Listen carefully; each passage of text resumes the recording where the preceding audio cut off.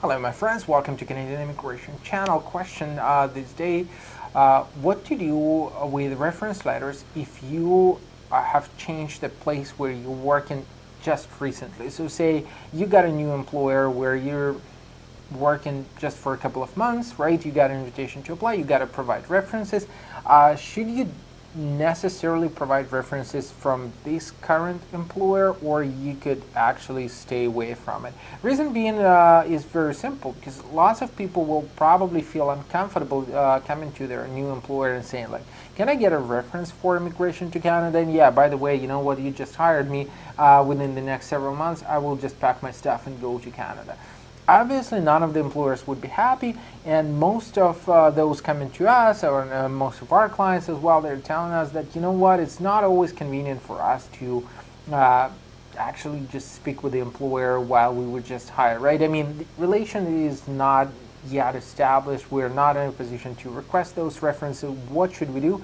How could we substitute those references? Well, the answer is quite simple. First of all, you could always demonstrate your job contract, you could always demonstrate your job offer to substitute those references. That could work as well. If you have neither of those, you could actually say, well, I will not provide anything at all.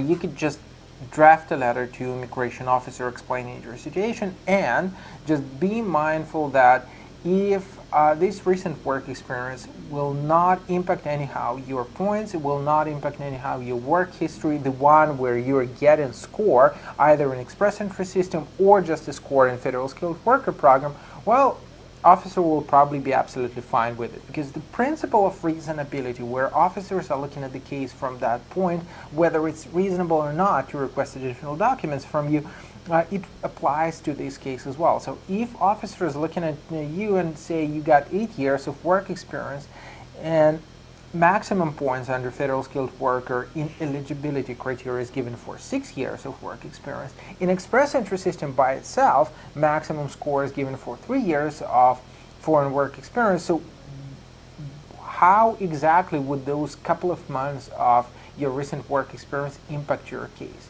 The answer is simple. I mean, it will not, right? There will be absolutely no impact. So it's totally fine to say to the officer, like, with all due respect, we're not able to obtain these references simply because it's inconvenient for us. We don't want to speak to our current boss and explain to him or to her what's going on with our immigration.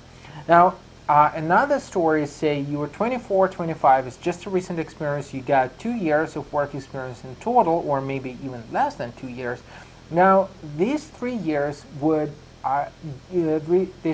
couple of months would either add points or will deduct points, right? That's the edge where you're either losing them or you're adding them to your express entry profile. Well, in this situation, you should get as many documents as possible to satisfy an immigration officer in terms of your work experience validity, in terms of the fact that this job is genuine and you are not actually making it up. So if you want to discuss your particular circumstance, feel free to come to us. And by the way, if you don't know it yet, we have free online express entry calculator where you could estimate your chances, play with your score, and see what is going on and what are your chances to be selected either directly by federal authorities, or if you would need any additional support from provincial ones. Stay tuned with us, and of course subscribe for the channel.